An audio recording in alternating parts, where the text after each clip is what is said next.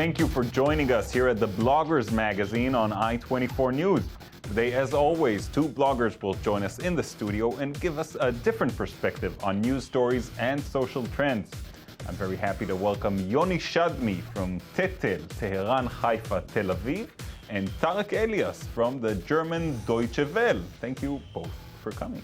Thank you. Let's begin today with three short stories that recently caught our attention. Need a hug? An Israeli company, BioHug, has a new stress relief solution. Their BioHug vest calms people experiencing stress by applying deep hug-like pressure using compressed air. You should know that deep pressure has long been used, especially with people with such conditions as autism and ADHD.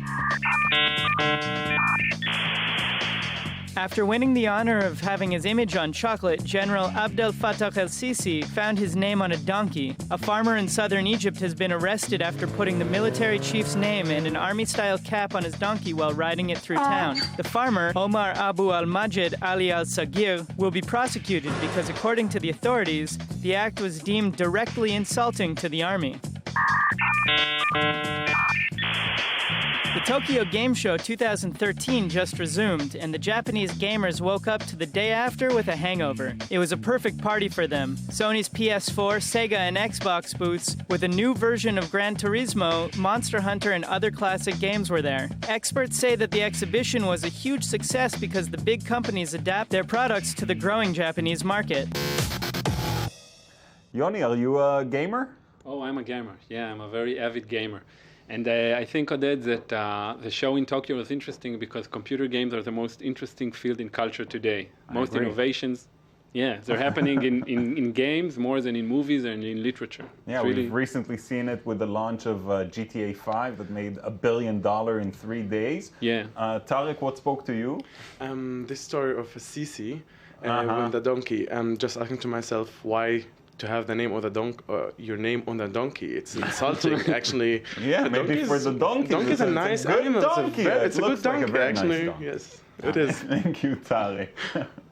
Last week, Israel's Miss Arab beauty pageant took place in the northern town of Nazareth.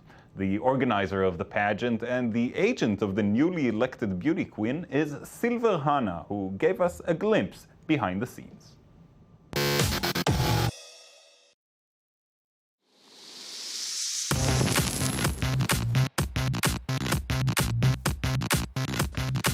Hala Khouri is the new Miss Arab of Israel. At the end of an exciting evening at Nazareth, Khouri posed with Silver Hana, who organized the celebration of Arab beauty. Hana was born in Beirut 40 years ago. From a young age, he was attracted to the fashion world, and after he graduated from an art academy in Lebanon, he founded a successful international models agency in Israel. Yosef!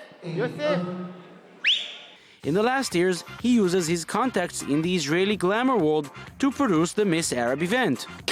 There were 57 girls on the starting line of the competition this year. It is the 7th consecutive year I produced this event. My modeling agency has 410 models, some Jewish, some Russian, but there are none like the Arab beauty. It is known all around the world. For this astute businessman, the whole event seemed to be rather like a huge casting call for his private modeling agency, but for him, it's also a way to represent properly the Arab sector.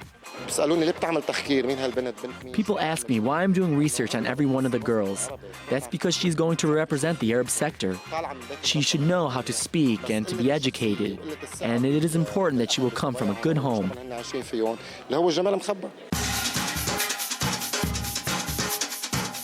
Hi, my name is Eva. I'm from Haifa. آيات حاج من حيفا. حلا خوري. سوا سلوم. أمل زهراء. غلاديس شداد. أسل خطاب من حيفا عمري 15 سنة. 13 girls from all around the country qualified for the final round. Like girls in other beauty contests, their ambition is to gain recognition and to integrate into the fashion world. I want to be a fashionista, first of all. So I feel like this competition will help me be famous and be where I want to be. So this step is the first step in my journey. So I want to show the world that my beauty and that I can do this. But if you take a closer look at the runway and listen carefully, you will notice the difference between the girls from the Arab sector and their counterparts from other Western contestants. The most important thing is to stand on my principles. We have to remember that we are part of the Arab sector. Queens have to be perfect in every way, not just in the Arab sector. We just wear a dress, wedding a dress, like this, but bikini we still have difficulties, yes. I'll do everything they ask of me, but I have my limits. I won't wear a bikini, but I think if I just complete in this just to be a fashionista or these things, I think it will.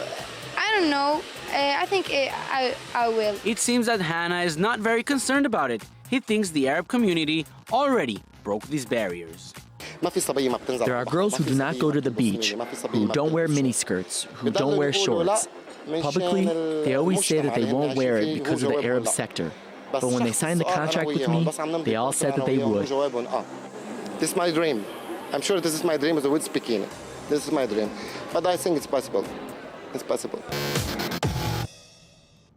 So congratulations to the newly elected beauty queen. Yoni, though, I'm curious, who does this promote? Who does this help? The girls participating or the organizers and the agents that we've seen? Well, I think both sides have something to gain from this, but I'm not sure we as a society gain a lot from a beauty contest, whether Arab, Jewish, or universal. Right, yeah. And in the Arab sector in Israel, though, specifically, Tarek, how do they treat this? To tell you the truth, I don't think that the Arab sector have this ambition to follow those things, because I think that the Arab sector, they have their own problems now, right. Or even, in general. So I don't think that they are like following that with opening eyes and really excitements. All right. In other Arab countries, Yoni, are these contests common? Well, there's Miss Arab World and there's also Miss Muslim World, where all the contestants have to tell the story of how they got to wear the hijab for the first time, the headscarf. But I think, as Tarek said, as far as Western influences go, I'm not sure that beauty pageants is the best thing that you want to make the two worlds meet. Do you want to bring, that's not necessarily the thing you want to bring from the West. Exactly. But still, is it the thing, sometimes, the things that we don't necessarily like are the things that catch on. Yeah, and I guess is it catching on? Like I said, to an extent, and I think, at least at its best, it can be good fun and not much else. Right. It's just kind of entertainment, a matter of entertainment. Right. Is there even a room for a contest specifically for the Arab sector in Israel? Why isn't it part of Miss Israel? Exactly. That's what I was asking myself in the beginning. I mean, we remember all that Rana Raslan won 2009, I think. Right. She won Miss Israel. Right. And which means there is a big potential behind that. Yeah, I mean, so Arabs in Israel are taking part of the... Exactly, and right. this kind of, to make two parts, different parts, it's kind of, sorry for the expression, it's ridiculous. I mean, just put it together and do it together. I mean, where's the problem? Yoni, do you think that the people coming there are representing their communities, or coming with the backup of the people from their hometown, or is it really to promote myself, to make something of myself, and maybe if I make someone else happy, sure, that's good, but me first? Well, I guess to build on what Tarek said, there is a separate competition because there is a separate Arab-Israeli identity. And it can be part of the larger Israeli identity, but it can also develop itself. And we can see in Lebanon, for example, where there are beauty contests that are sort of rebellious in a way against Hezbollah and against the conservatives. So it's an interesting dynamic. Right. Yeah. Okay, well, we're staying with a similar subject, but we'll move on to Saudi Arabia, which is the only country in the world that prohibits women from driving by law. Now things may be changing. More in the following story.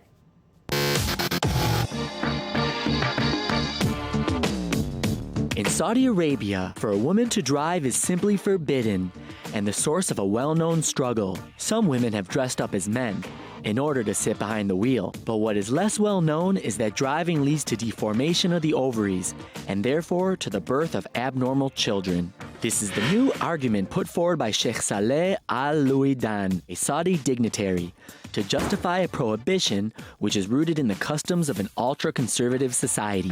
Other dubious explanations are that female driving leads women, as well as men, to homosexuality and pornography. But the Sheikh has added another level. He declared that in Arab countries, 33% of women who drive are responsible for accidents, while the figure for men is only 9%. But don't worry. The respectable sheikh found proof for his enlightened words in the Quran. Women, he says, are not allowed to drive because of moral and social reasons.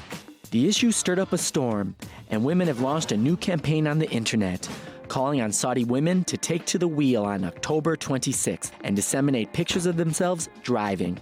Their argument is neither medical nor religious. It is based on the Saudi law, which states that freedom of movement must be given to all citizens, irrespective of their sex, a fundamental right.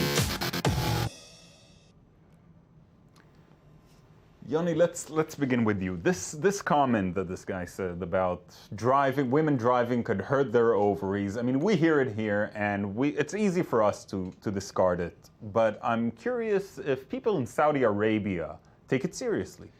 Well, from what it seems to me is that more and more clerics like this guy are using sort of pseudo-scientific arguments in religious and social context, which is interesting in and on itself. But I think what we're seeing here is a sign of the growing pressure of groups like the October 26th organization and other women organizations in Saudi Arabia. We can see it in the Gulf, we can see it in Lebanon, we can see it in many states, where women activists are taking a much bigger role than in the past in the political life of Arab countries. And we're seeing the conservative forces responding, and they're having a hard time. They're coming to these ridiculous arguments, and I think we're going to see more and more of that. Right. Tarek, what do you think of their struggle? Well, I would just want to say something about what Yoni just said. For me, it's kind of religion marketing or marketing religion, what this old guy or this sheikh said. They are just trying to, I have the feeling, it's just a personal thing, that they are trying to catch the attention of the entire world by saying something ridiculous or something stupid like this. Because, again, I mean, there's no normal person in this world can understand. I mean, even if we look at the Quran time, the time that the Quran was like written, or I mean, there were no cars, so don't tell me that there are cars. The Quran says that driving hurts one's ovaries. And about the struggle, just short about that, the struggle of the Saudi women. I mean, we all know that the Saudi women, they are struggling since a long, long time. It's not new what they are doing. Yeah. But I'm asking to myself, why now this issue for driving license, why it's now like getting bigger and bigger? I mean, there are different things that they are like struggling for, but now they are just taking that you this think are more important than everything driving. Is important. Right. But freedom is always important, if it's driving or something else. But well, it could be some exterior influences. Yoni, do we know of women struggling in other countries in the Middle East that may have influenced this? Oh, absolutely. I think we've seen all over the Arab Spring, especially in Yemen, for example, we've seen women take very important roles in those struggles. And I think it's important to understand that what these women are, the October 26th movement and other movements, they're not really calling for Western-style feminist values. They're sort of finding their own way, we're seeing with some of these activists, between Islam and Western values and their own local ideas of feminism. Right. And it's really interesting where it's going to go, because I think we're going to see more of it. It's fascinating, and we'll definitely keep an eye on that come October 26th. It'll be very interesting to see what happens in Saudi Arabia. We'll move on now. Every week we ask our bloggers to bring us something that may have escaped us in the social sphere. Let's start with you, Tarek. What have you got for us? I got for you guys today the Mediastune. It's a platform for, how we call them, underground musicians from the Middle East and North Africa. And they are working on building bridges between the barriers between religion and geography, and make the young people connected to each other more and more. That sounds very interesting. Yes, Thank you. Yes. Yoni? Well, I have a YouTube channel today. The YouTube channel of Vanya Hyman. He's a young Israeli director, and he makes short films that are usually very funny, even if you don't understand Hebrew. He's got a way of doing things that are both spontaneous, but also really well crafted and professional. It's a good channel. All right, we'll be sure to check that out later. Thanks. Thank you. So thank you, Yoni, for coming. Thank you, Tarek, as well. And thank you for joining us as well at home. Please join us again next week for another show. And until then, be sure to contact us either through Twitter or Facebook or on our website, i24news.tv. Good night.